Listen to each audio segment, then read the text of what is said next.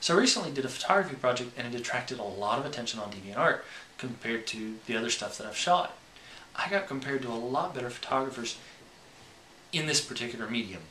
So I wanted to do a video showing you a little bit of how I did it, because there were a lot of questions of how I did it. Was it superimposed? Was it real? Did I Photoshop it in?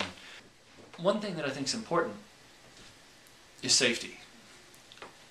Not everyone should do this project, should try this project.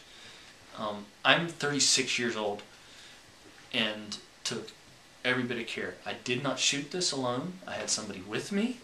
I had a fire extinguisher. I had a bucket of water. I wore old clothes. I did everything I could to make sure that if something went wrong, it would quickly be taken care of and nothing would get out of control and nobody would get hurt. This is not a project for just anyone who has a camera. And your regular point and click camera is not going to do it anyways. You need something like a digital single lens reflex, or it could be done with film, but a single lens reflex camera, the shutter can be held open for long periods of exposure. The other skill that's important to have, in addition to safety and the camera skills, is knowing how to use some kind of weapon, or knowing someone who does, who can do it with fire. It's important to have a good understanding of how to manipulate whatever tool is going to be used in a way that's safe.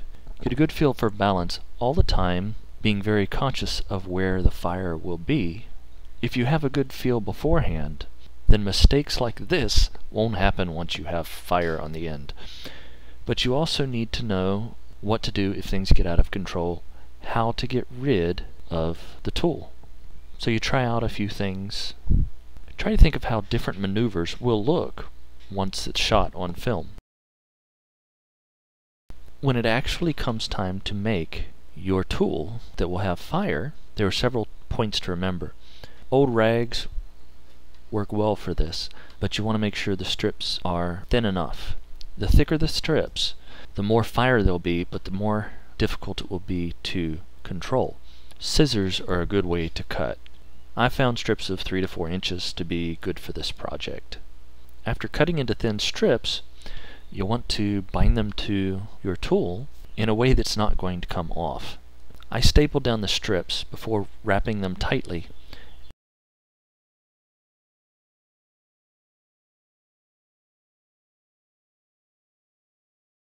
I made sure to staple the other ends of the strips as well to make sure that they wouldn't come loose. And after that, bound them with picture hanging wire to make sure that they were secure and even after burning would not come off of my staff. I probably wrapped them about 15 to 20 times at least, overlapping the ends of the wire. The last thing you want is the cloth to fly off over your head and come back down on you. The more secure the rags are, the safer it's going to be.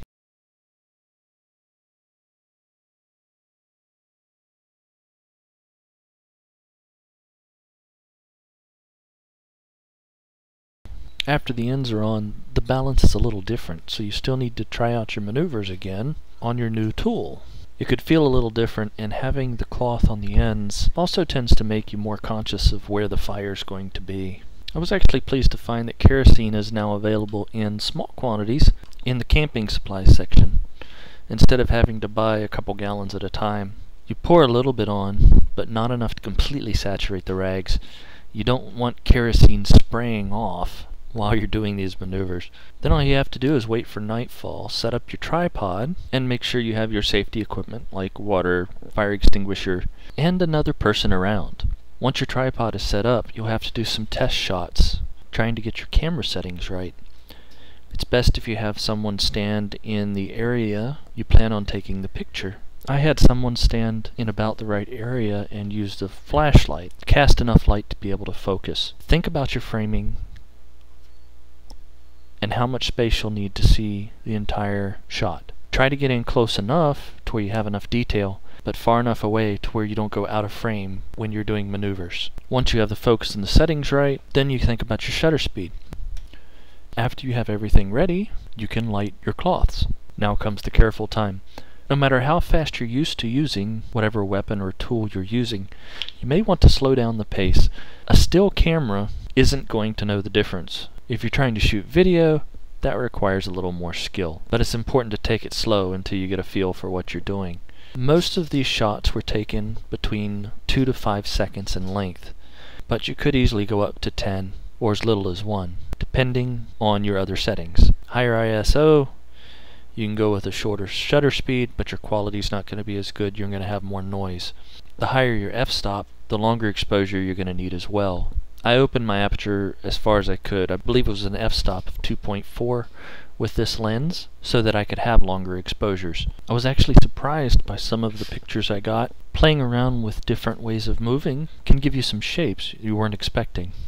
It's better to be safe than sorry. You can really get yourself hurt with this.